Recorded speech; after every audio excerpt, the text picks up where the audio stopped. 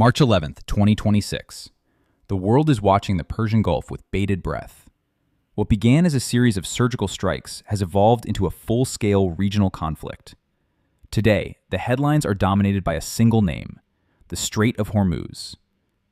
As President Donald Trump declares that the U.S. has won the war but must finish the job, the global economy is feeling the shockwaves of a conflict that shows no signs of a quiet end. President Trump's rhetoric has been anything but predictable.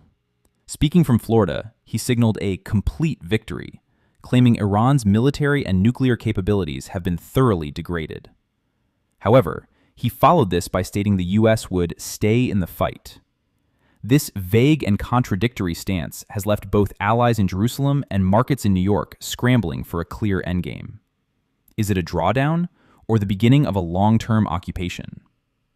The most immediate victim of this war? Your wallet. Crude oil prices have skyrocketed toward the $100 per barrel mark. In a desperate move to stabilize the global economy, the U.S. has ordered the release of 172 million barrels from the Strategic Petroleum Reserve. This is part of a coordinated effort by G7 and IEA nations to inject 400 million barrels into the market. But with tankers ablaze in the Gulf, can paper barrels stop the fire on the water? Iran's Revolutionary Guard has not taken the strikes lying down. In the last 48 hours, they have deployed hundreds of mines in the Strait of Hormuz. The U.S. Central Command reports that they have eliminated 58 mine-laying vessels so far. Yet the threat remains.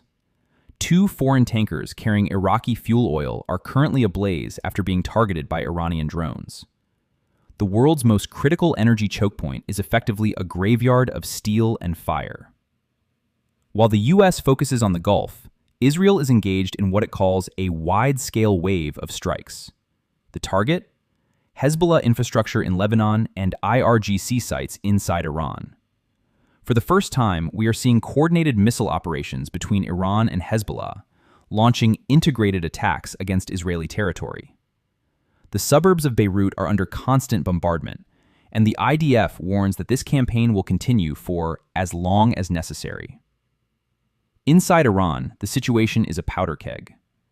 Following the assassination of Ali Khamenei, his son, Mojtaba, has been named the new supreme leader.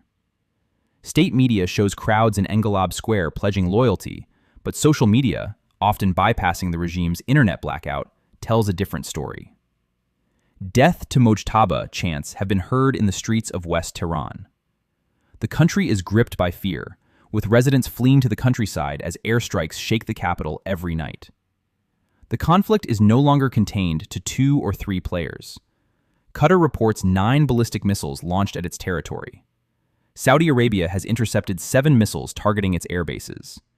Even the UAE is intercepting drones over Dubai.